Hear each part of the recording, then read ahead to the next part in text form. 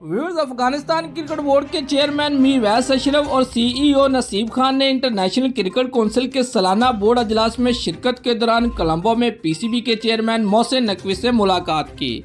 Meeting के दौरान ACB के हुकाम ने मोहसिन नकवी को 2025 की चैंपियन ट्रॉफी में अफगानिस्तान की शिरकत की यकीन दहानी कराई, जिसकी पाकिस्तान फरवरी और मार्च में मेज़बानी करेगा।